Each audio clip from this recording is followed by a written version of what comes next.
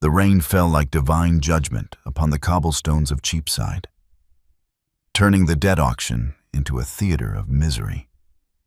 Arabella Huxley stood beneath a tattered parasol that had once been ivory silk, now the color of old dishwater, and watched her former world dismember what remained of her dignity. £20 for the escritoire, the auctioneer bellowed, his voice cutting through the drumming rain. Fine mahogany, barely a scratch, belonged to the late Lord Huxley himself. Arabella's fingers tightened around the parasol handle until her knuckles went white. That escritoire had been her father's favorite piece. He'd written his correspondence there every morning, his hand steady and sure, never imagining that 3 years after his death, strangers would paw at it like carrion birds. 30, someone shouted. 45. The crowd pressed closer, a mass of dripping wool and hungry eyes. Arabella caught sight of herself in a shop window across the street, a pale ghost of the girl who had once waltzed at Almack's in gowns worth more than most of these people earned in a year. Lady Arabella, the voice cut through the auction din like a blade wrapped in honey. How delightful to see you've come to witness the festivities. Arabella didn't need to turn to know who spoke. Lady Clarissa Pemberton materialized beside her like a perfumed storm cloud, flanked by 2 other ladies whose names Arabella couldn't quite recall. She'd never needed to remember the names of background characters before. Lady Clarissa. Arabella's voice was frost over stone. I hadn't realized vultures dressed so fashionably these days. Clarissa's laugh tinkled like breaking glass. Oh, my dear, is that bitterness I detect? How unbecoming. She leaned closer, her breath warm against Arabella's ear. Though I suppose we must forgive you. It's not every day one watches their entire life sold to the highest bidder. The parasol trembled in Arabella's grip. She forced herself to breathe, to maintain the composure that was all she had left. I do hope you've secured alternative arrangements, Clarissa continued, examining her gloved fingers with studied disinterest. I heard the most distressing rumor that Lord Weatherby has purchased your family's debts. All of them. She paused for effect. He's quite eager to discuss terms of repayment, in private. Arabella's stomach turned to ice. Lord Weatherby was 70 if he was a day, with hands that wandered and breath that reeked of rotted teeth and brandy. The thought of those hands on her skin. Nothing to say? Clarissa's smile sharpened. How unlike you. Though I suppose pride is a luxury you can no longer afford. Something snapped inside Arabella's chest. Not loudly, not dramatically, but with the quiet finality of a door closing forever.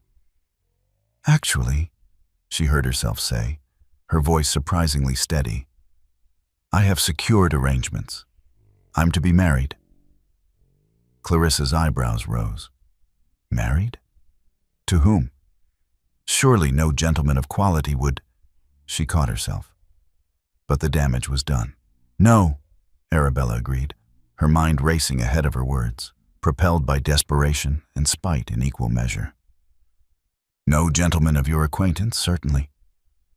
She swept past Clarissa, her ruined skirts trailing through puddles, her heart hammering against her ribs. She had no plan, no scheme, only the burning need to escape the pity and cruelty in those watching eyes. The crowd parted before her as she approached the auction block, where the household goods had given way to something far more grim. The human offerings. Debtors, mostly, selling their labor to pay what they owed. But there were others, too. Men from the workhouses, the prisons, those who had nowhere else to turn. They stood in a ragged line, some defiant, some broken, all desperate. And at the end of the line, partially obscured by shadow and rain, stood a man who didn't belong. He was taller than the others, broad-shouldered despite the obvious hunger in his frame. His clothes were little more than rags. His dark hair hung long and matted to his shoulders, and a vicious scar cut across his jaw like a lightning strike. Shackles bound his wrists, but he wore them with an unsettling stillness, as if they were merely decorative. When he lifted his head, Arabella's breath caught. His eyes were gray as winter storms, and they fixed on her with an intensity that made her feel simultaneously exposed and seen, truly seen, for the first time in months. There was intelligence in that gaze, sharp and assessing, at odds with everything about his circumstances. "The next lot," the auctioneer droned. "A laborer, strong back, no family, no encumbrances. 7 years of service to settle his debts. Shall we start at £10? Arabella's hand rose before her mind could catch up with her body. £100, she declared, her voice ringing clear across the suddenly silent crowd. "And I claim him not as a servant, but as a husband." My sweet family, before we continue with Arabella's story, like and share this video and tell me where you are watching from. I read every comment. And also, subscribe if you haven't. Now, let us continue with the story. The gasp that rippled through the assembly was worth every penny of the sapphire ring she would have to sell to make good on the offer. Arabella kept her gaze locked on the man in shackles, whose expression hadn't changed, though something flickered in those storm-gray eyes. Amusement? Curiosity? "My lady, that is," the auctioneer sputtered. "This is most irregular. I have the funds," Arabella interrupted, reaching into her reticule for the ring, the last valuable thing she owned. Her grandmother's ring, worth far more than £100, but worth far less than her freedom. "And I believe the law is clear.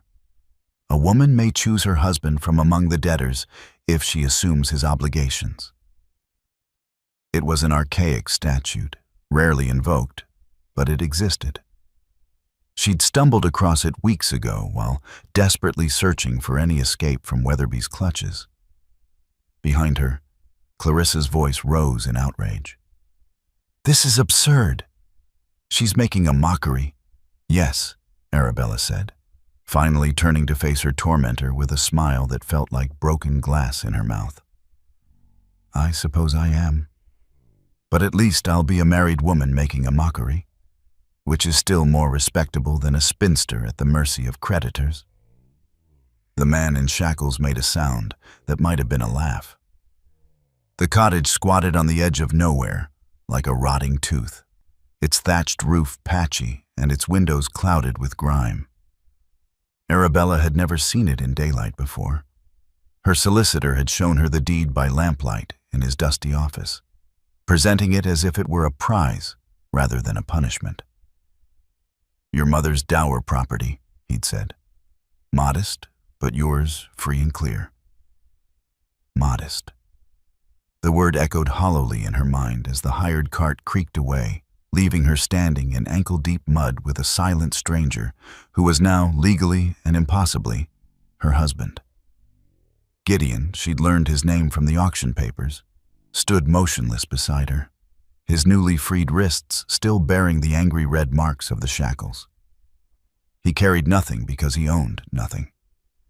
The rain had finally stopped, but water still dripped from his matted hair, tracing the scar along his jaw. "Well," Arabella said, hating how her voice wavered. "This is it. Our home." He said nothing. He'd said nothing during the brief, awkward ceremony performed by a bored magistrate. Nothing during the cart ride through increasingly rural landscape. Nothing as she'd stolen glances at him, trying to reconcile what she'd done with the enormity of having done it. Arabella lifted her sodden skirts and picked her way toward the door. The key stuck in the lock, rusty from disuse, and she had to struggle with it, very aware of the large man standing behind her. Finally, it gave with a reluctant groan. The interior was worse than she'd feared. One room, essentially, with a smaller space partitioned off that might charitably be called a bedroom. Furniture consisted of a listing table, 2 chairs that had seen better decades, and a straw mattress that looked like it might harbor several generations of mice. The hearth was black with old soot, and spider webs decorated the corners like macabre bunting. "I know it's not," Arabella began, then stopped. What was the point? They both had eyes. She turned to face him, acutely conscious of being alone with this man for the first time. In the dim light filtering through dirty windows, he seemed impossibly large, his shoulders nearly spanning the doorway. The rags he wore did nothing to conceal the lean muscle of someone accustomed to hard labor or violence. The scar suggested violence. What had she done? What had she been thinking? "The bedroom is yours," she said quickly, pointing to the partitioned space. I'll make do out here. And I want to be clear, this is a marriage in name only. For legal protection, nothing more." Still, he said nothing. But he moved, and Arabella's heart leapt into her throat as he crossed the room in 3 long strides. She backed against the table, her mind screaming warnings, even as she lifted her chin defiantly. He reached past her. For a moment she couldn't process what was happening. Then she saw the wood, a neat stack tucked beside the hearth that she hadn't noticed. He gathered several logs with casual efficiency and knelt before the fireplace. Arabella released a breath she hadn't realized she'd been holding. She watched, bemused, as he examined the hearth with the focus of a scholar studying a manuscript. His hands, large and scarred, moved with surprising delicacy as he cleared away old ash, arranged kindling, and produced flint from somewhere in his ragged clothing. Within minutes, flame bloomed to life. "How did you—" she started, then caught herself. Of course he knew how to start a fire. He'd probably lived rough for God knew how long before ending up in that auction. The thought should have frightened her more than it did. As warmth began to spread through the miserable little room, Gideon rose and moved to the windows. Arabella watched as he examined each one with methodical care, testing the latches, running his fingers along the frames. At the 3rd window, he paused, then did something with his hands. She couldn't quite see what, and the loose frame suddenly sat more securely. "You're a carpenter?" she ventured. He glanced at her, those gray eyes unreadable, then returned to his inspection of the cottage's defenses. Because that's what it was, she realized. He was securing their shelter with the practiced efficiency of someone who understood danger. Her stomach chose that moment to remind her that she hadn't eaten since a stale roll that morning. The sound was mortifyingly loud in the quiet cottage. Gideon's attention snapped to her immediately. Before she could speak, he was moving again, out the door and into the overgrown garden behind the cottage. Arabella followed, compelled by curiosity and something else she couldn't name. He moved through the weeds and brambles like he could read the landscape, occasionally stopping to examine something. When he knelt, she saw he'd found wild herbs, rosemary growing woody and neglected, and something else she didn't recognize. He harvested them with careful precision, never taking too much. 20 minutes later, she sat at the crooked table drinking tea. Tea. He'd found her tea. Not the fine blend she'd once taken for granted, but something herbal and warm that settled her stomach and nerves in equal measure. He'd boiled water in a dented pot she'd missed, steeped the herbs in a chipped cup he'd washed in the rain barrel, and set it before her without fanfare. He took nothing for himself. "You should have some too," Arabella said softly. He shook his head, once, then returned to examining the door's hinges. "I don't understand you," she said, watching him work. "You don't speak. You don't react. Most men would have demanded something by now, explanations at least, or... She couldn't finish the thought. Gideon straightened and turned to face her fully for the first time. The intensity of his gaze made her breath catch. He took 3 measured steps toward her, and Arabella forced herself not to retreat, not to show the fear fluttering in her chest. He stopped at a respectful distance, then slowly, deliberately, placed his hand over his heart. The gesture was courtly, incongruous with his appearance. Then he pointed to her, to the cottage, to the door he'd been repairing. The meaning was clear. I'm here. I'll protect this. I'll protect you. Why? The word escaped before she could stop it. I bought you like livestock. Why would you... His expression shifted. Not quite a smile, but something warming the ice in his eyes. He tapped his temple, then his chest, then made a gesture she didn't understand until she realized he was mimicking her standing before the auction block, chin high despite the rain and ruin. He'd seen her courage, and it had mattered. Arabella's throat tightened unexpectedly. I wasn't brave. I was desperate. He shook his head, firm in his silent dissent. Then he returned to his work, and she was left alone with her tea and the growing realization that her impulsive marriage might not be the disaster she'd feared. It might be something far more dangerous. It might be hope. Arabella had never understood how exhausting poverty could be until her hands started bleeding. She stared at the split shin across her palms, earned from 3 hours wrestling with the cottage garden, and felt a hysterical laugh bubble up in her throat. A month ago, her greatest concern had been whether her gloves matched her parasol. Now she couldn't afford gloves at all, and her hands looked like they belonged to someone else entirely. You're gripping the hoe wrong. She startled so badly she nearly dropped the tool. Gideon stood at the garden's edge, and the shock of hearing his voice, low and rough from disuse, but unmistakably educated, left her momentarily speechless. You speak, she said stupidly. Something that might have been amusement flickered across his scarred face. He crossed to her side and gently took the hoe from her ruined hands. When there's something worth saying. His fingers brushed hers, and she noticed how careful he was not to touch the raw places. Then he demonstrated the proper grip, the efficient angle, the way to let the tool's weight do most of the work. He made it look effortless. How long have you been able to speak? Arabella demanded, torn between indignation and fascination. Always. He handed the hoe back, positioning her hands correctly. But listening tells you more than talking ever could. Before she could formulate a response to that maddening piece of philosophy, he'd moved away to examine the potato bed he'd planted the previous week. The conversation, apparently, was over. That was how the days passed.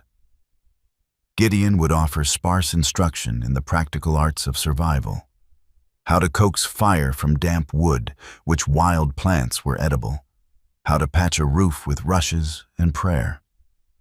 Then he would retreat into silence, working with tireless efficiency, while Arabella struggled to master skills she'd never imagined needing.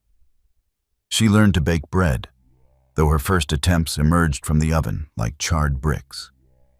She learned to carry water without sloshing half of it down her dress. She learned that her body could ache in ways she'd never conceived possible, and that sleep earned through honest labor was deeper than any she'd known in her feather bed. But it was the nights that puzzled her most. She would wake in darkness to find Gideon's straw mattress empty, the cottage silent except for the settling of old wood. The first time, she'd been frightened. By the 4th night, she was curious enough to rise and peer through the grimy window. He stood in the moonlight beyond the garden, perfectly still, his attention fixed on something she couldn't see. Then, as she watched, a figure emerged from the trees. A man dressed too well for their poor corner of the world, leading a horse too fine for their rutted road. Arabella pressed closer to the window, her breath fogging the glass. The stranger handed Gideon what looked like papers. They spoke for several minutes, their voices too low to carry. Once, the stranger bowed, actually bowed, and Gideon's posture shifted into something commanding, authoritative, before he seemed to catch himself and soften again. When the stranger left, Gideon stood for a long moment staring at the papers in his hands. Then, to Arabella's surprise, he walked not back to the cottage but to the dilapidated shed he'd been repairing. She should have returned to bed, should have respected his privacy. Instead, she wrapped herself in the threadbare shawl that was now her only luxury and slipped outside. The shed door was cracked open, lamplight spilling through. Arabella approached as quietly as her clumsy feet would allow and peered inside. The transformation was startling. What had been a jumble of broken tools and rotted wood was now organized, almost austere. But it was the man who commanded her attention. Gideon sat at a makeshift desk, planks laid across sawhorses, surrounded by papers covered in neat script and complex figures. A proper lamp, far too expensive for their circumstances, illuminated his work. His scarred hands moved across the documents with the confidence of someone accustomed to handling important correspondence. As she watched, he dipped a pen in ink and wrote something in a hand so elegant it might have belonged to a royal secretary. The concentration on his face was absolute, and in that moment, he looked nothing like the ragged man she'd claimed at the auction. He looked like someone who commanded empires. "You can come in," he said without looking up. "You're not as quiet as you think." Arabella's cheeks burned, but she pushed the door open fully. "Who are you?" "Your husband." He signed something with a flourish, then set the pen aside and finally met her eyes. "As you so publicly declared." "That's not an answer. It's the only answer that matters." He began gathering the papers, and she noticed how careful he was to keep the writing away from her line of sight. "You should be sleeping. Tomorrow we need to repair the chicken coop if we want eggs." "We don't have chickens."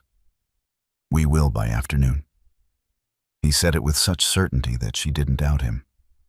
A farmer 2 miles south is willing to trade 3 hens for help mending his fence. "You arranged this? When?" "I listen, Arabella, and I walk. There's much to learn in the space between dawn and breakfast."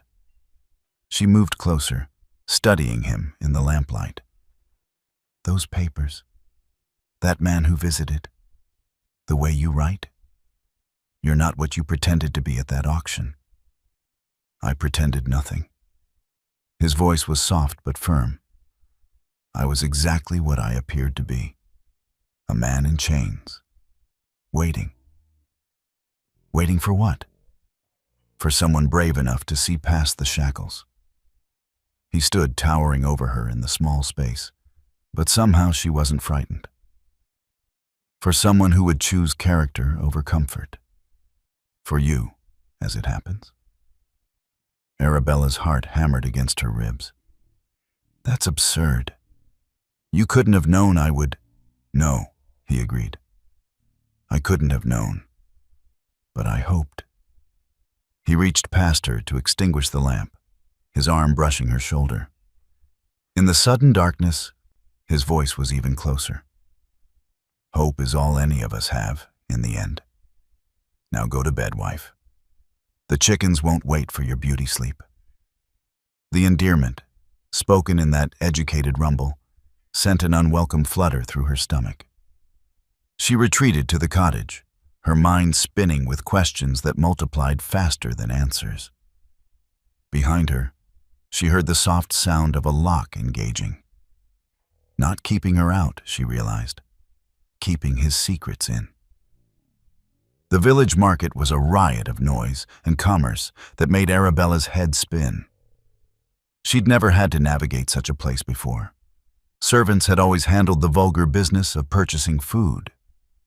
Now she stood clutching a basket that contained 3 eggs and a small fortune in coppers, trying to determine which vendor's bread was least likely to break her teeth. "The baker on the corner," a woman said, noticing her hesitation. "Old Thomas. His loaves are dear, but they're honest." Arabella managed a grateful smile. The villagers had been wary at first. Strangers always were in small places, but her obvious incompetence at basic tasks had apparently made her harmless in their eyes. "Poor thing," she'd overheard one farmer's wife say. "Gentry born, fallen on hard times. At least she's got that strapping husband to keep her fed." That strapping husband was currently 3 stalls away, examining a plow blade with the intense focus he brought to everything. Arabella had argued against his coming. She could manage a simple market trip alone. But Gideon had simply looked at her with those storm-gray eyes and followed anyway. She was beginning to suspect he couldn't help himself. She'd nearly reached old Thomas's stall when a familiar laugh cut through the market din like a knife through silk. Arabella froze, her basket suddenly heavy as lead. No, not here. Not now. But God or fate or simple cruel coincidence had other plans. Lady Clarissa Pemberton emerged from a shop across the lane, flanked by 2 gentlemen Arabella recognized from London's ballrooms. Lord Wickham and Sir Peter Ashford, both younger sons with too much money and too little character. Clarissa's eyes found Arabella immediately, and her expression transformed into something that might have been delight if delight weren't supposed to be pleasant. "Lady Arabella?" She swept forward, her traveling dress probably worth more than the entire cottage. What an extraordinary surprise. I'd heard rumors you'd buried yourself in the countryside, but I scarcely believed it. Arabella forced her spine straight, summoning the posture that had once been second nature. "Lady Clarissa. Gentlemen, I didn't realize this area attracted London society." "Oh, it doesn't," Clarissa said sweetly. "We're merely passing through on our way to Lord Harrington's estate. But when I heard there was a village nearby, I simply had to stop. One does enjoy observing how the simple folk live." Her gaze traveled pointedly over Arabella's worn dress, her work-roughened hands, the pathetic basket. "Though I see the observation goes both ways." Lord Wickham snickered. Sir Peter simply stared at Arabella with an expression that made her skin crawl. "If you'll excuse me," Arabella began, "but we've only just encountered you." Clarissa linked her arm through Arabella's with false warmth, steering her away from the baker's stall. "You simply must tell us everything. How are you managing? Is your husband keeping you adequately provided for?" The emphasis on husband dripped with mockery. Arabella tried to extract her arm, but Clarissa's grip was surprisingly strong. "I manage perfectly well, thank you." Of course. Clarissa guided them toward a quieter corner of the market, the 2 men following like hounds, scenting blood. "Though I confess, I've been dying of curiosity. Your wedding was so rushed. We never got to meet your mysterious groom, the slave you purchased so dramatically. Do tell, is he terribly brutish? Does he beat you? I've heard that men of that class—" "He is nothing of the sort," Arabella snapped, finally wrenching her arm free. "And this conversation is over." Sir Peter stepped closer, blocking her path. Now, Lady Arabella, that's no way to treat old friends." His breath reeked of gin despite the early hour. "We're merely concerned for your welfare. A lady of your breeding, shackled to some common laborer." I'm told he can't even speak, Lord Wickham added, circling to her other side. Is it true? Did you marry a mute? How deliciously Gothic. Arabella's heart hammered. The market suddenly felt too close, the crowd too far away, to notice her distress. She clutched her basket like a shield. Let me pass. In a moment, Sir Peter said, reaching for her arm. First, I think you owe us an explanation. Your father owed my family money, you know, quite a lot of money. I think that debt transfers to you, don't you? Perhaps we can discuss terms of repayment. His fingers never reached her. One moment Sir Peter was leering at her. The next he was sprawled on the ground, the back of his coat gripped in a large, scarred hand. Gideon stood over him like an avenging angel, rendered in flesh and fury. His expression so coldly controlled, it was terrifying. Touch my wife again, Gideon said, his voice carrying the weight of absolute authority, and you'll lose the hand. The market had gone silent. Arabella watched, stunned, as her silent husband transformed before her eyes. Gone was the careful subservience, the rough laborer's stoop. He stood at his full height, and it was considerable, his bearing radiating a power that made Lord Wickham actually step backward. Sir Peter scrambled to his feet, red-faced. How dare you? Do you know who I am? Yes. The single word was spoken with such withering contempt that Sir Peter actually flinched. The question is whether you know who you've just threatened. Something in his tone made even Clarissa hesitate. Gideon's hand remained extended toward Arabella, an invitation and a claim all at once. She took it without thinking, and his fingers closed around hers with surprising gentleness. This ends now, Gideon continued, his gaze sweeping across all three of them. You will not approach her. You will not speak to her. You will forget you ever saw her here. Am I understood? You can't simply, Lord Wickham started. Gideon's attention snapped to him, and whatever Wickham saw in those gray eyes made him swallow his words. Can't I? Test that assumption at your peril. He moved with fluid grace that spoke of extensive training, positioning himself between Arabella and her tormentors. The gesture was protective, but there was something else in it. A coiled readiness that suggested he wouldn't merely defend, but destroy if necessary. Who are you? Clarissa whispered, her usual confidence cracking. Gideon's smile was sharp enough to draw blood. I'm her husband. That's all you need to know. He paused, then added with deliberate emphasis, for now. He turned then, tucking Arabella against his side and guiding her back toward the market proper. The crowd parted instinctively, and Arabella heard the whispers starting. Did you see? What was that? Moved like a soldier, spoke like a lord. Her hands were shaking. Gideon stopped at old Thomas's stall, purchased bread with calm efficiency, then led her toward the road home. Neither spoke until the village disappeared behind them. You didn't have to do that, Arabella finally said. Yes, Gideon replied simply. I did. They'll talk, they'll wonder, let them. She stopped walking, forcing him to stop as well. Gideon, what you just did, how you moved, how you spoke, that wasn't a laborer defending his wife. That was... what?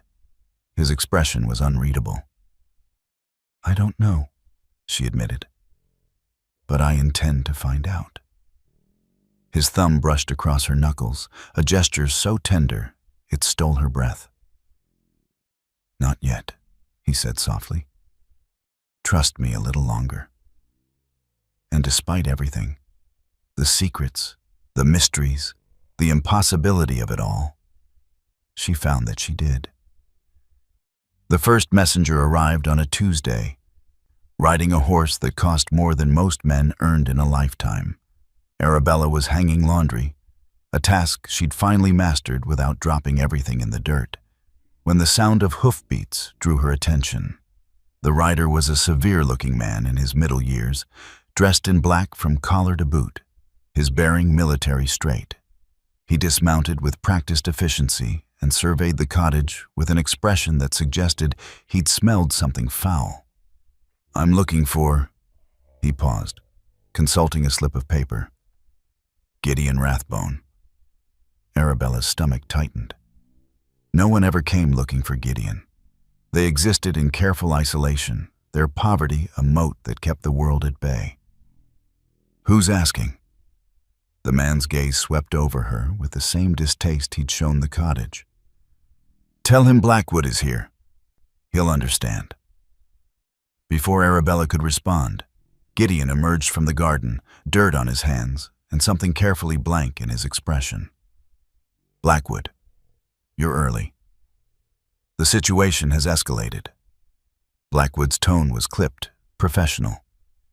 "We need to discuss—" His eyes flicked to Arabella. "Privately." Gideon's jaw tightened, almost imperceptibly. "My wife can hear anything you have to say." The word wife seemed to pain Blackwood physically. "With respect, this is a matter of—" "My wife," Gideon repeated, and there was iron in his voice. "Speak or leave, Blackwood." The man's nostrils flared, but he reached into his coat and withdrew a sealed letter. "The northern properties are hemorrhaging money. Your man in Northumberland, says the situation is critical. Decisions must be made, and soon." Properties. Plural. Arabella's hands stilled on the damp shirt she'd been hanging. Gideon took the letter, breaking the seal with a familiarity that spoke of frequent correspondence. His eyes scanned the contents, and something dangerous flickered across his features. "Tell Carmichael I'll have instructions by week's end. The usual method." "The usual method is becoming increasingly difficult to maintain," Blackwood said stiffly. "Questions are being asked. Your absence has been noted." "Then let them ask." Gideon's tone brooked no argument. "Week's end, Blackwood." The messenger's mouth compressed into a thin line, but he bowed, actually bowed, and returned to his horse.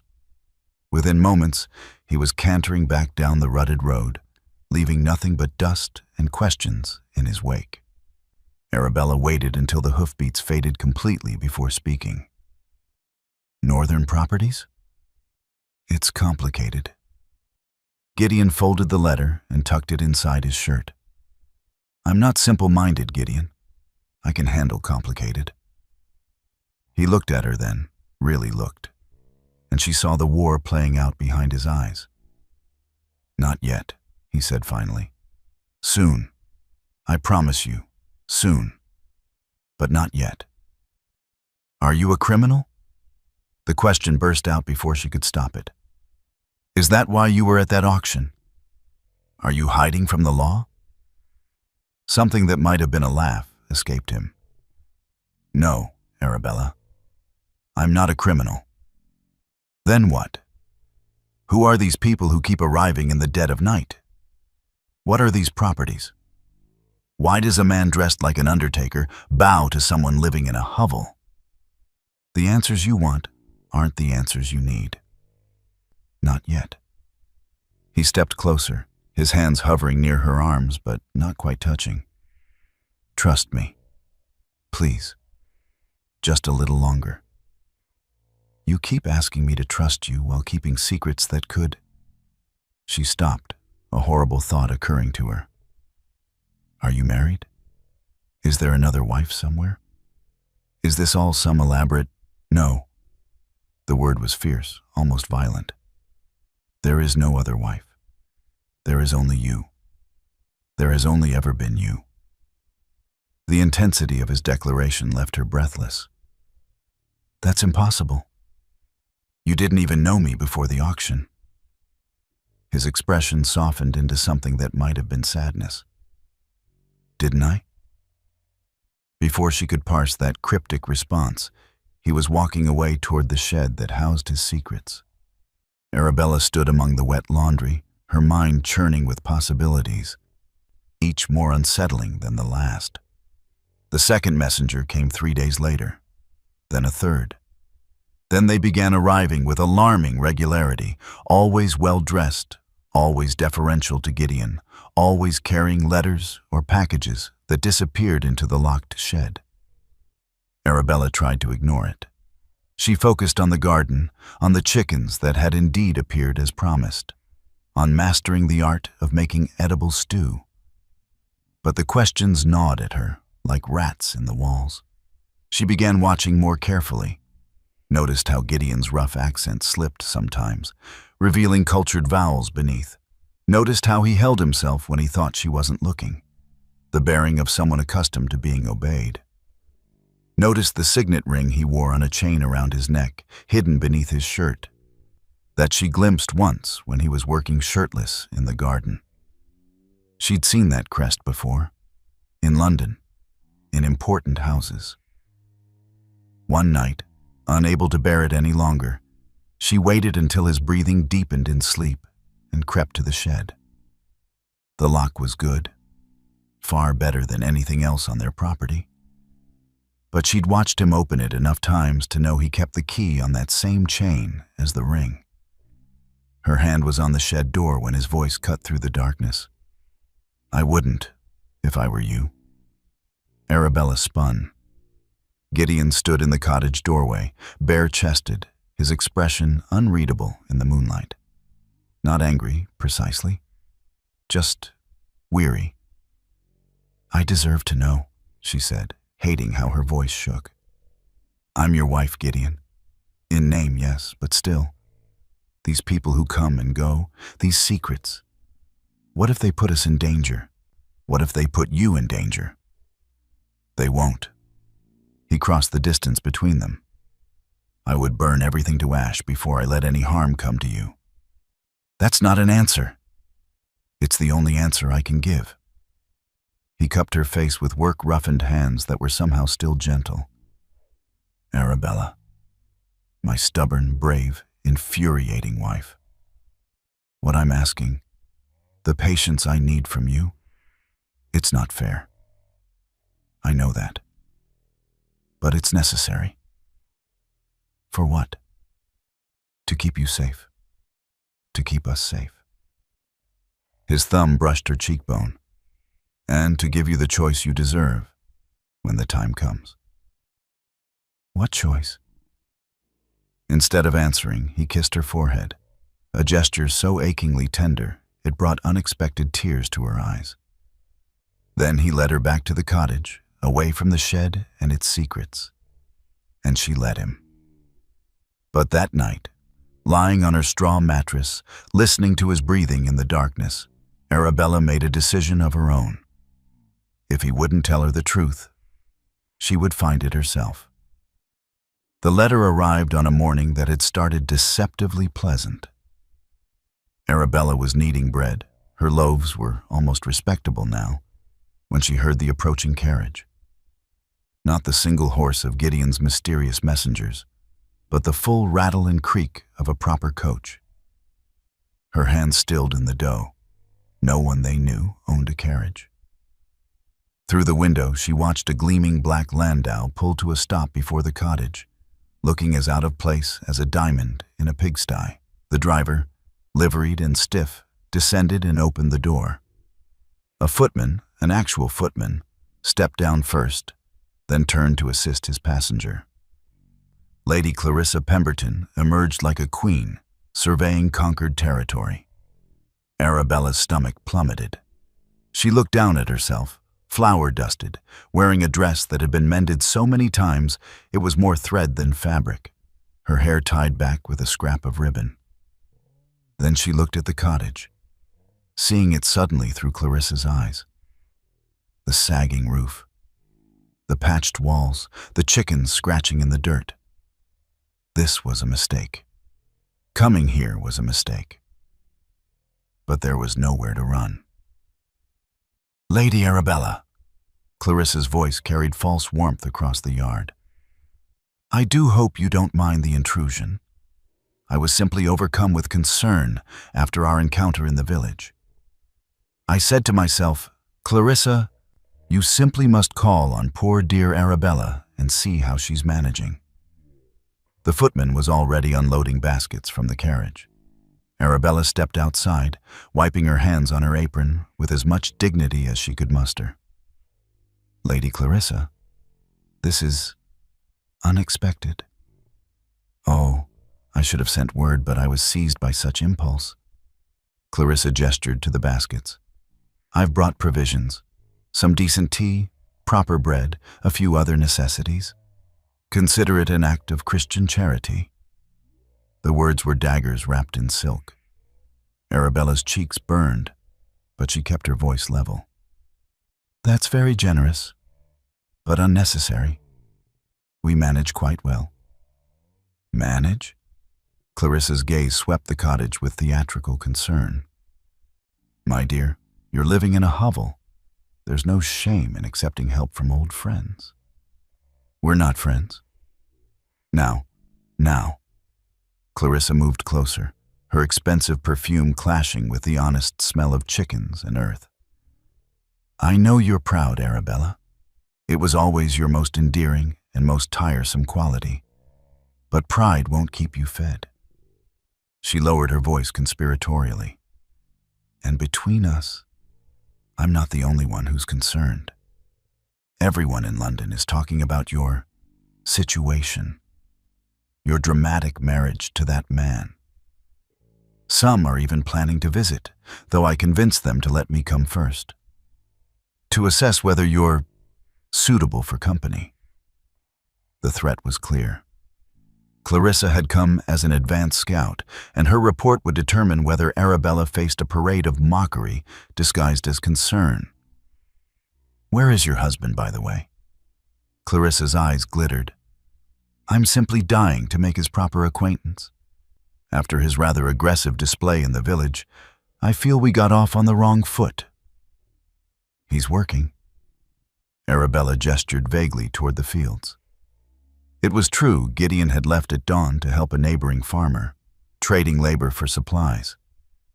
She'd never been more grateful for his absence. "Working? How industrious." Clarissa clasped her hands together.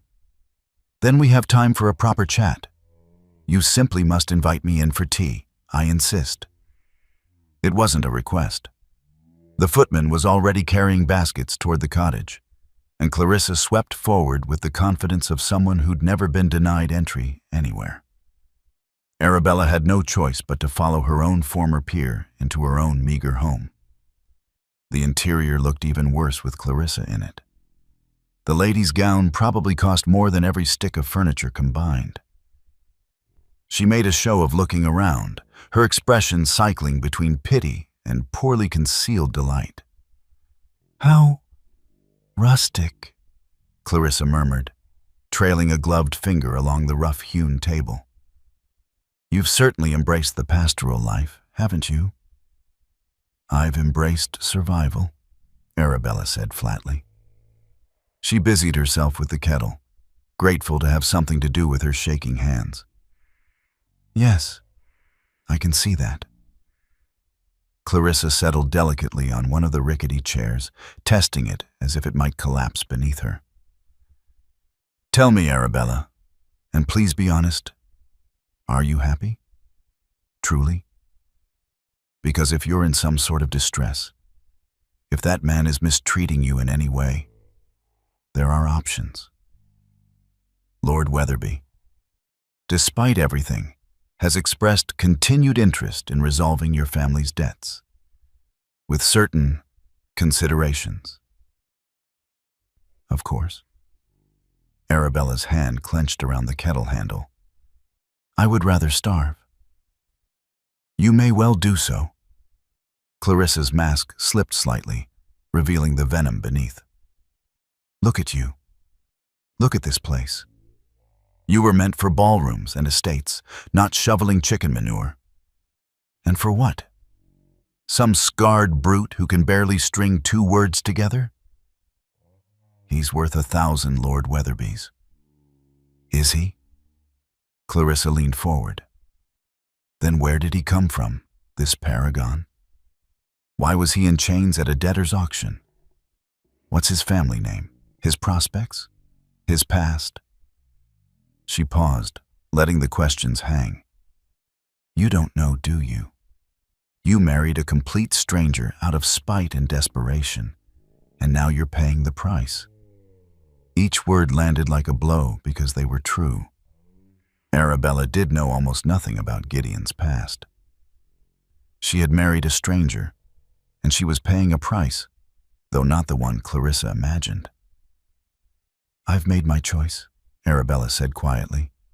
Choices can be unmade. Clarissa stood, smoothing her skirts. I'm hosting a small gathering next week at Lord Harrington's estate. Just a dozen or so of our closest friends. I'd like you to attend. I have no interest in, I insist. The steel beneath Clarissa's sweet tone finally showed fully. Bring your husband? Let him be seen in proper society. Let everyone judge for themselves whether Lady Arabella Huxley has found happiness or simply another form of prison. Her smile sharpened. Unless, of course, you're ashamed of him. The trap snapped closed with perfect precision. If Arabella refused, she confirmed every ugly rumor. If she accepted, she subjected Gideon and herself to the savage scrutiny of people who would delight in tearing them apart. I'll discuss it with my husband, Arabella managed. Do. Clarissa moved toward the door, then paused. Oh, and Arabella? Everyone will be there. Everyone who matters. Lord Weatherby, the Ashfords, even some of the royal set.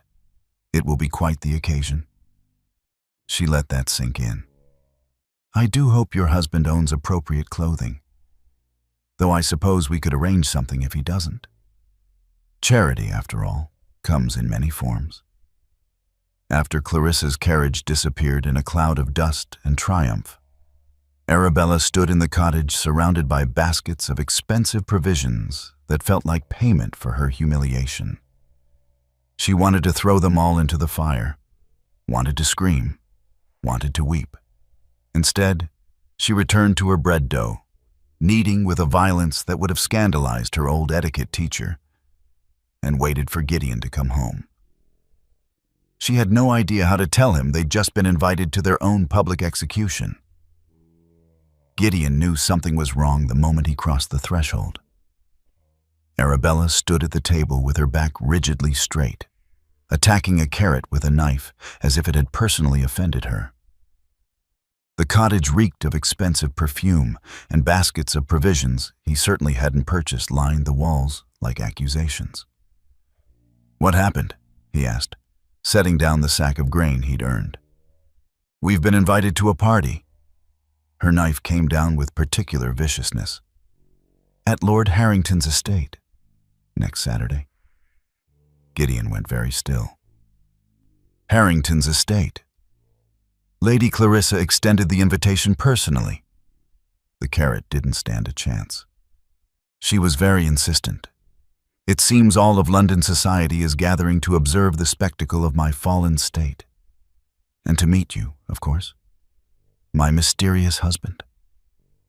She finally looked at him, and her eyes were bright with unshed tears. She called it charity. Christian concern for an old friend. But we both know what it really is. An execution dressed as a social call. Gideon's voice was flat. Yes. Arabella set down the knife with trembling hands.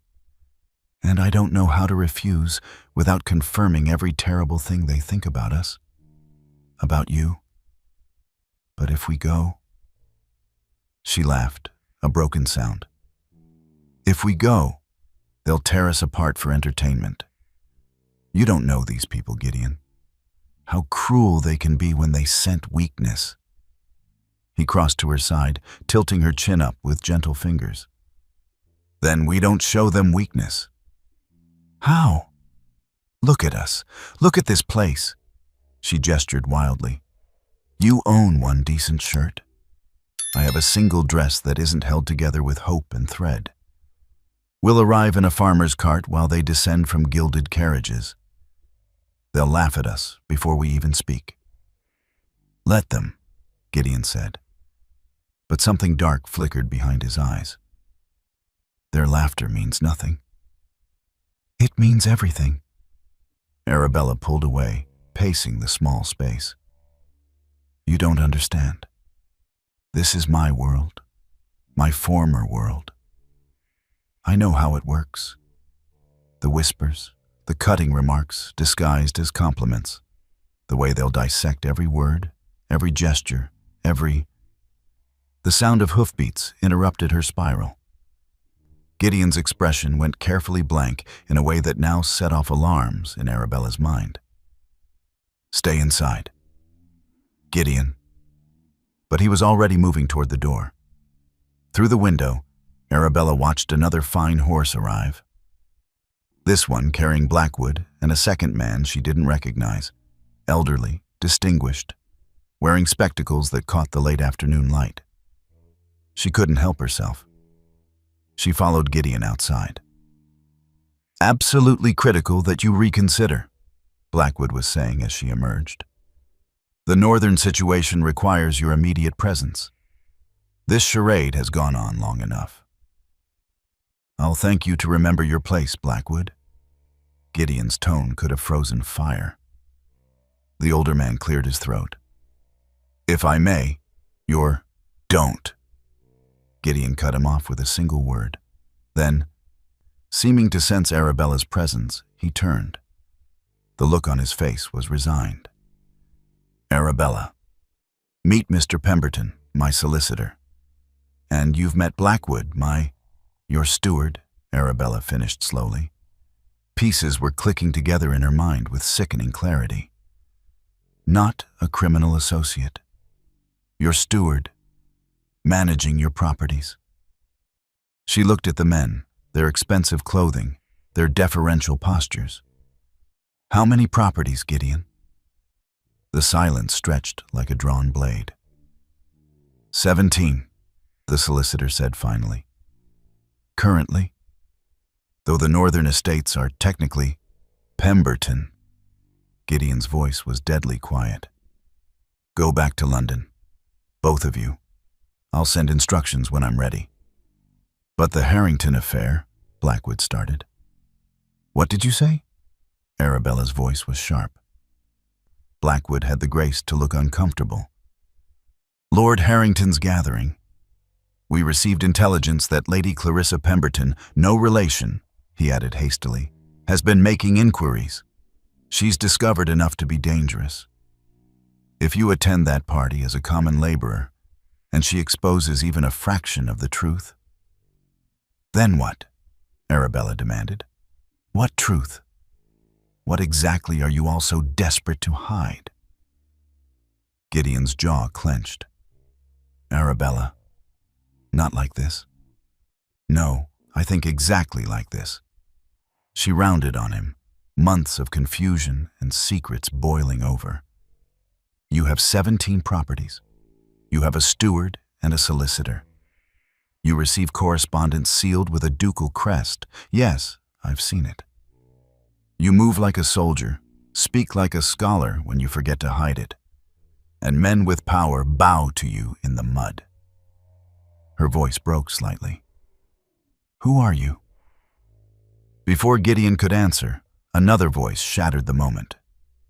Why, he's nobody at all, my dear. Just a clever con artist who saw an opportunity. Arabella spun. Lady Clarissa stood at the edge of the property, having arrived silently in a smaller carriage. Her expression was triumphant. How fortuitous that I decided to return with one more basket of provisions. Imagine my surprise at finding such distinguished visitors at a pauper's cottage. Lady Clarissa, Gideon said, his voice dropping to something dangerous. You're trespassing. Am I? How delicious. She glided closer, her eyes darting between the horses, the well-dressed men, Arabella's stricken face. Tell me, do these gentlemen know about your theatrical marriage? Your touching poverty? Or are you running some elaborate scheme on them as well? Madam, I must insist, Pemberton began. Oh, you must insist on nothing. Clarissa's laugh was crystalline and cruel. I know exactly what I'm seeing. A charlatan with delusions of grandeur, taking advantage of a desperate woman and likely embezzling from his true employers. She turned to Arabella with false sympathy. My poor dear. He's not even a successful criminal. You've truly scraped the bottom of the barrel. Something in Gideon snapped. Arabella saw it happen, the final thread of restraint breaking. He drew himself to his full height, and the transformation was terrifying. Gone was every trace of the humble laborer. What remained was pure, concentrated authority. You will be silent. His voice cut like a blade, each word perfectly enunciated with an accent that belonged in Parliament or the palace. You will return to your carriage. You will forget everything you've seen here, and you will thank God that I'm in a merciful mood. Because the alternative? He stepped forward, and Clarissa actually retreated. The alternative is that I remind you exactly who I am, what I can do, and how very small your world becomes when I decide to crush it. The silence that followed was absolute. Even the chickens seemed to hold their breath. Clarissa's face had gone white. You can't I? Gideon's smile was terrible. Test me, Lady Clarissa. Please. I would enjoy the exercise. The raw power radiating from him was undeniable. This wasn't a laborer pretending to authority. This was someone who wore power like a second skin and had temporarily set it aside. Clarissa fled to her carriage without another word. As the wheels disappeared down the road, Arabella finally found her voice. Gideon, tell me the truth. Right now, all of it. He turned to face her, and she saw resignation in every line of his body. My name is Gideon Rathbone. I'm the Duke of Rothschild. I own half of Northumberland and a sizable portion of Yorkshire. That auction where you found me? His laugh was bitter. I arranged it, every detail. I needed to disappear to root out corruption in my northern holdings. I needed everyone to believe the Duke had vanished. Arabella's world tilted. You're a Duke? Yes. And our marriage? Completely legal, completely binding. He stepped toward her, and completely unplanned. You were never supposed to be part of this, Arabella. But then you stood in that rain, and you chose me. Not because of what I owned or who I was, but because you saw someone who needed freedom as much as you did. She couldn't breathe, couldn't think. I married a duke. You married me, he corrected gently. Everything else is just noise.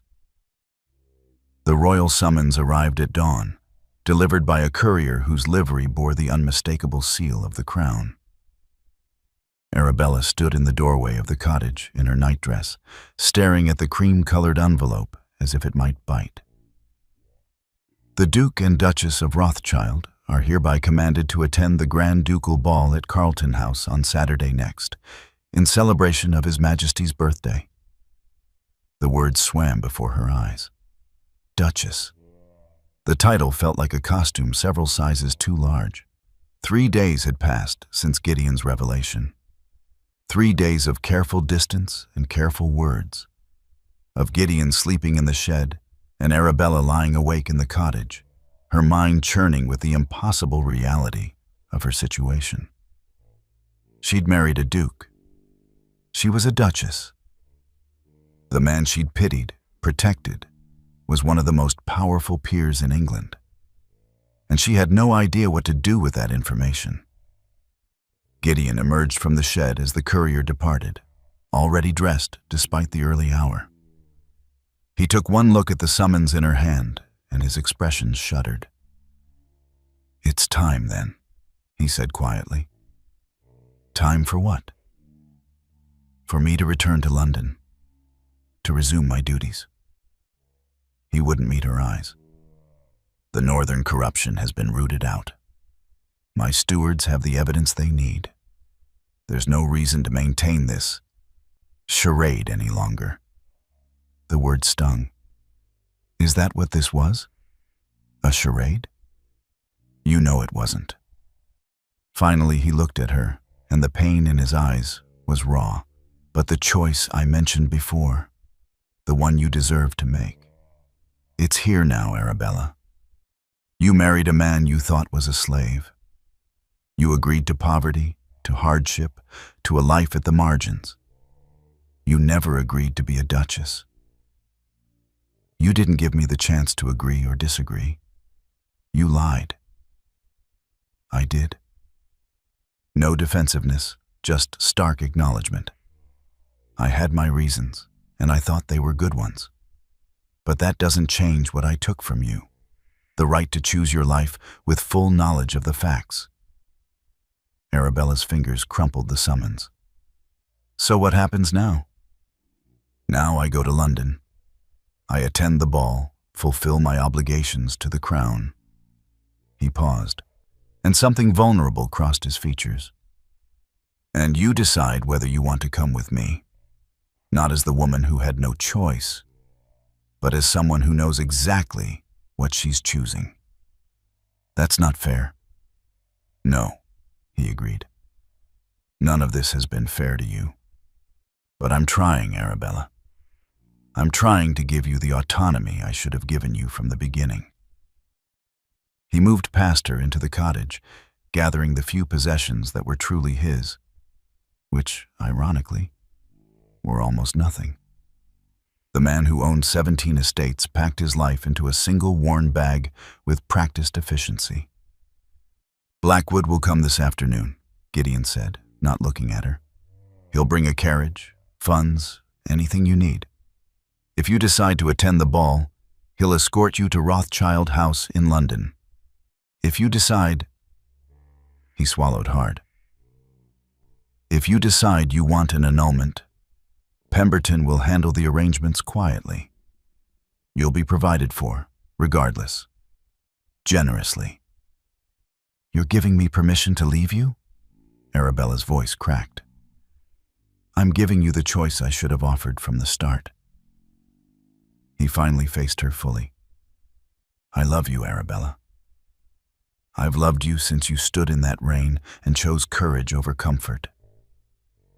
But love isn't enough if it's built on deception. You deserve better than that. Better than me." The confession, so raw, so unexpected, stole her breath. Before she could formulate a response, he was moving toward the door. "Gideon, wait." He paused at the threshold, his back to her. "The ball is Saturday evening. If you come, I'll know your answer. If you don't—" His shoulders rose and fell with a heavy breath. "If you don't, I'll know that too. Either way, you'll never want for anything. I'll make sure of it." Then he was gone, striding toward the road where a simple horse waited, nothing ducal, nothing grand, just a mount suitable for a man trying to disappear one last time before stepping back into the light. Arabella stood in the doorway and watched him ride away, the summons crumpling further in her white-knuckled grip. The cottage felt cavernous without him.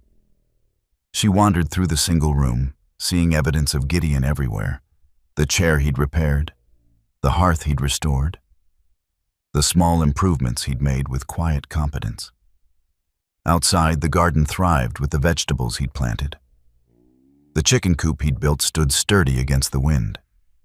He'd made a home here, for them. Or had he simply been playing house while waiting for his real life to resume?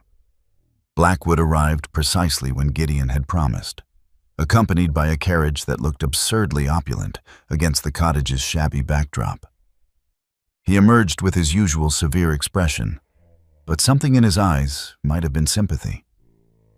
"Your Grace," he said, bowing properly for the first time. The title sounded strange applied to her.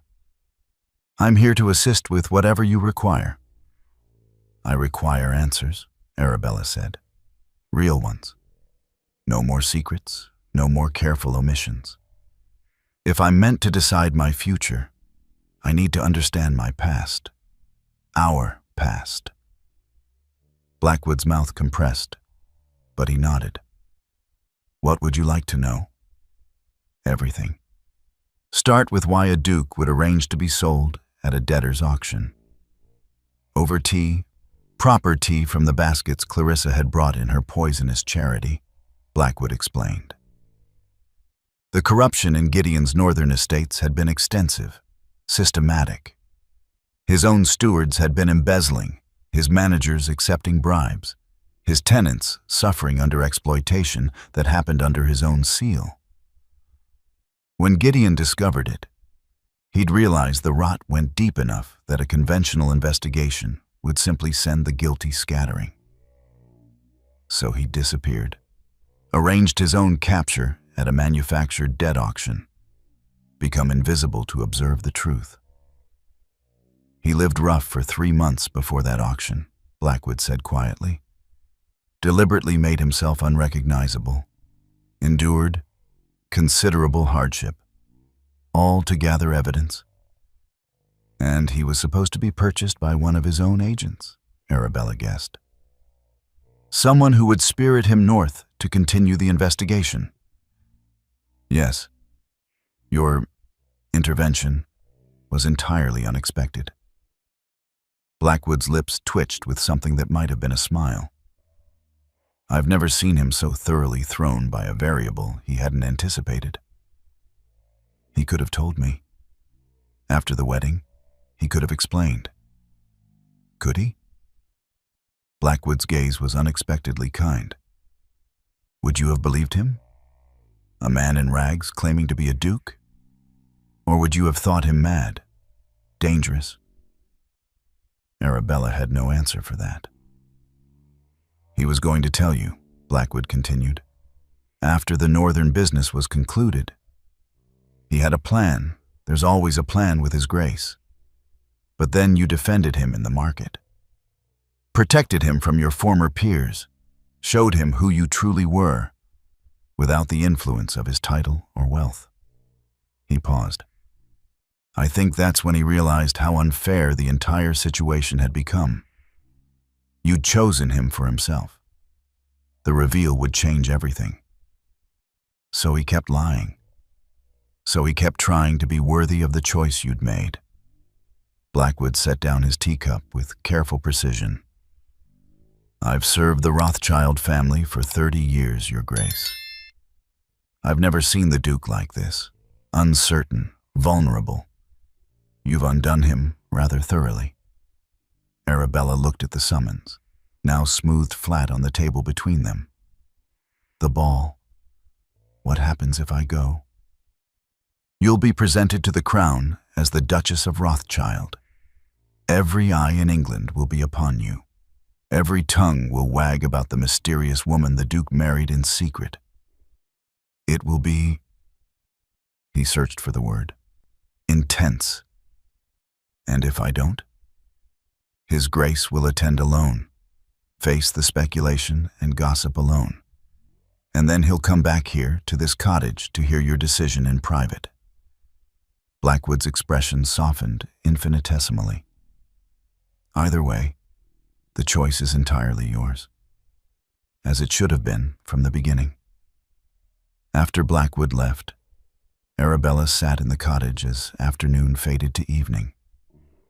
She thought about the man who'd started her fires and planted her garden, the man who'd defended her with terrifying grace, the man who'd held her trust in his scarred hands and tried his best not to break it. even while keeping impossible secrets. The man who loved her, who'd said it plainly, without artifice, and then walked away to give her the choice he'd denied her before, Saturday. The ball was Saturday. Arabella looked down at her work-roughened hands, then around at the cottage that had become a home, and began to make her decision. Carlton House blazed with 1,000 candles, their light spilling from every window like liquid gold. Arabella sat in the Rothschild carriage, because of course there was a Rothschild carriage, gleaming black with the ducal crest emblazoned in silver, and tried to remember how to breathe. The gown Blackwood had procured was a masterpiece of emerald silk that made her skin luminous and her eyes brilliant. Her hair had been dressed by a lady's maid who'd appeared at Rothschild House with the efficiency of a conjurer. Jewels, actual jewels, not paste, glittered at her throat and wrists. She looked every inch a duchess. She felt like an imposter. "Your Grace," the footman said gently, opening the carriage door. "We've arrived." The crush of carriages was extraordinary. Every peer of consequence had answered the royal summons, their equipages jostling for position as ladies in impossible gowns and gentlemen in severe evening dress descended like a flock of exotic birds. Arabella caught sight of familiar faces, Lord Weatherby, looking ancient and lecherous as ever. The Ashford brothers. And there, emerging from a carriage dripping with ostentation, Lady Clarissa Pemberton. Their eyes met across the cobblestones. Clarissa's face cycled through shock, confusion, and dawning horror as she took in Arabella's transformation. The Duchess's jewels alone could have purchased Clarissa's entire wardrobe twice over. Arabella lifted her chin and swept past without acknowledgement. The entrance hall was a cathedral of marble and gilt. Announcements echoed as guests were presented. The Earl and Countess of Weatherby, Sir Peter Ashford, Lord and Lady Pemberton. Arabella's hands trembled. She'd sent word to Blackwood 3 days ago, a single sentence. "I'll attend." Nothing more. She had no idea if Gideon knew she was coming, what he thought, what he expected.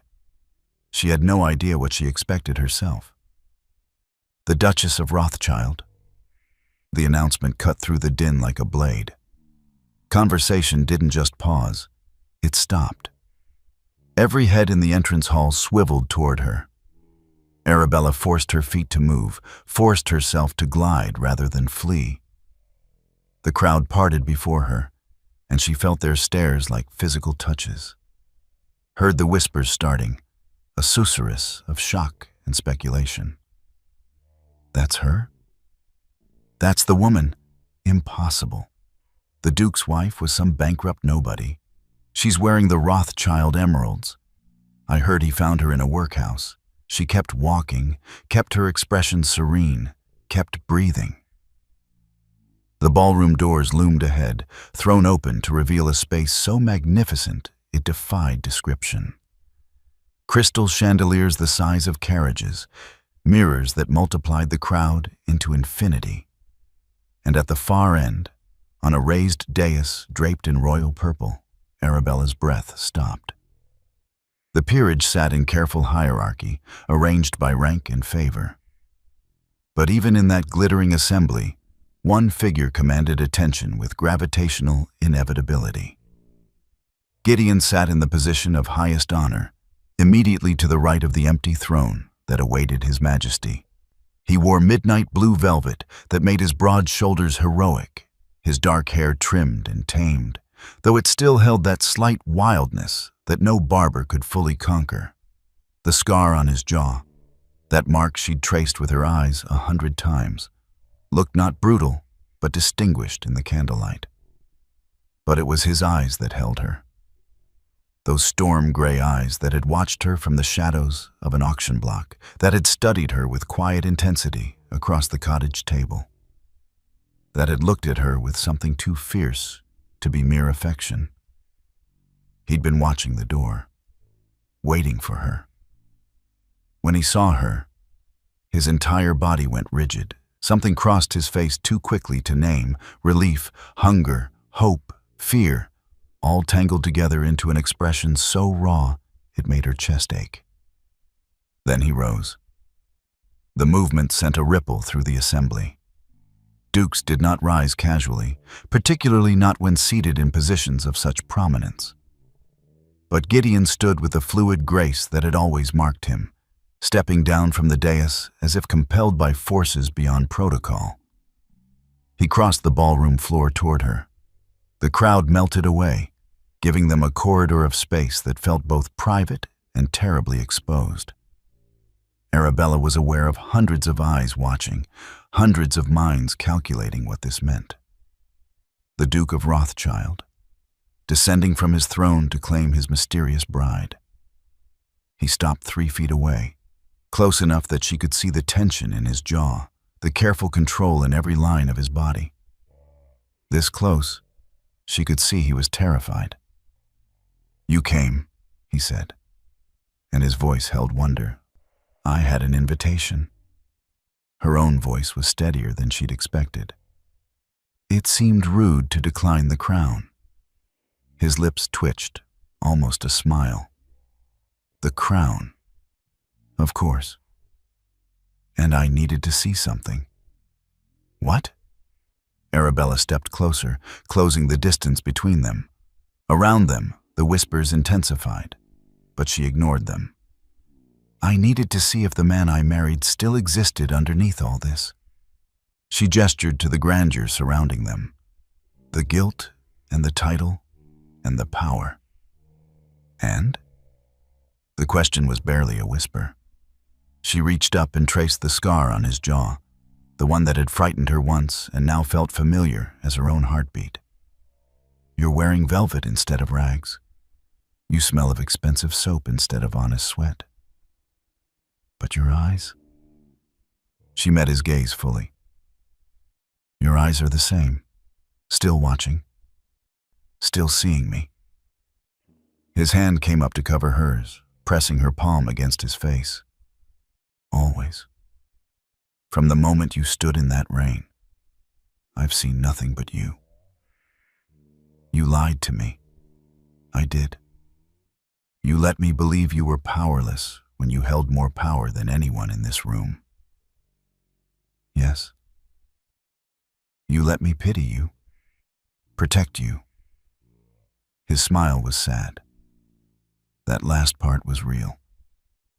I needed your protection more than you knew, not from poverty or hardship, but from forgetting what matters. You reminded me. Every day in that cottage, you reminded me that titles are just noise, that the only nobility that matters is in here. He placed his free hand over his heart. That's very pretty, Arabella said, and was pleased to hear her voice held steady. But pretty words aren't enough, not after everything. Pain flashed across his features. I know, Arabella, So I have conditions. He went very still. Conditions? If I'm to be your Duchess, truly your Duchess, not just in name, then I need your honesty. Complete honesty. No more secrets, no more omissions, no more protecting me from truths you think I can't handle. Done, he said immediately. I'm not finished. She pulled her hand from his face, needing the distance to say what came next. I also need partnership. I didn't survive poverty and mockery and chicken coops just to become a decorative ornament in your grand life. If I stand beside you, it's as an equal. Your decisions become our decisions. Something like pride lit his expression. Agreed. What else? One more thing. She took a breath, aware that the entire ballroom was hanging on every word, every gesture. I need you to ask me properly.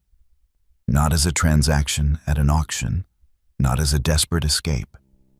Ask me to be your wife, as the man you actually are, so I can answer as the woman I've become.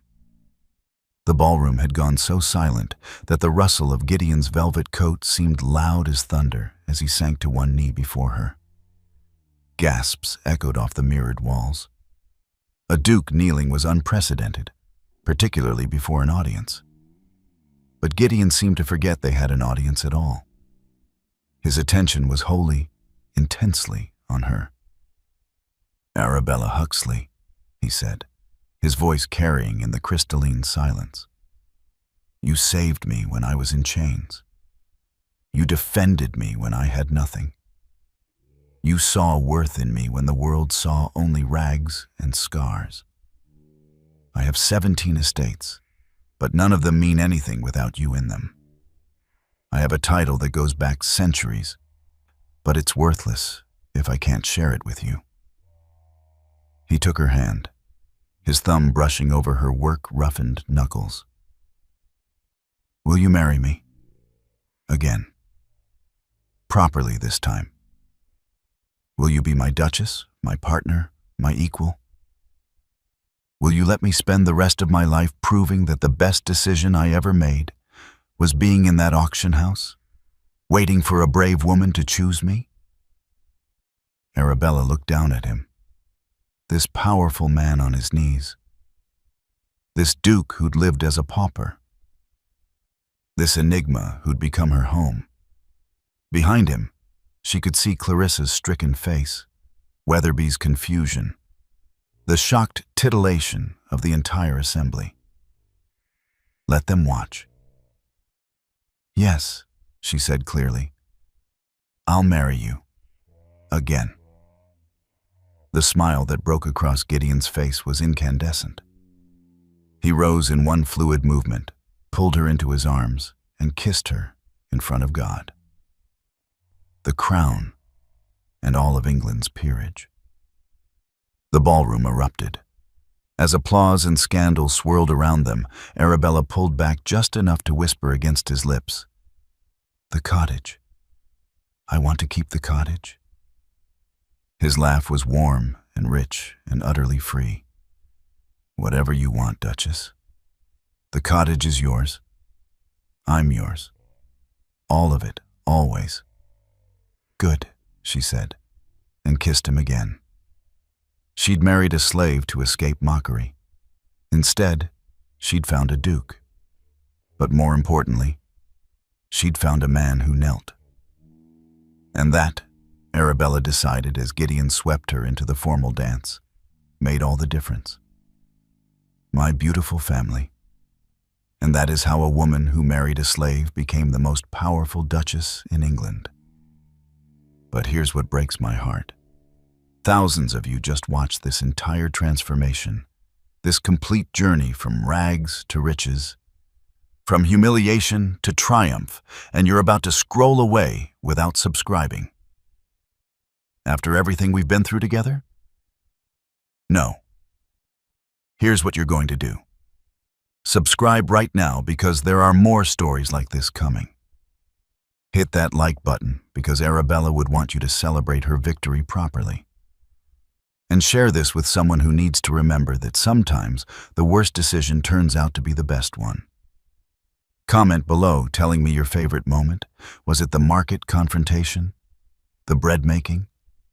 The final reveal? I need to know. Don't make me beg like Gideon had to. Just click the buttons. Do it for Arabella. Do it for love. Do it because you know you want to. At the end of this video, you'll see a suggestion for another powerful story from our channel. Click it and let yourself be surprised by even more unforgettable emotions with love. The Victorian Royal Stories team. See you in the next story.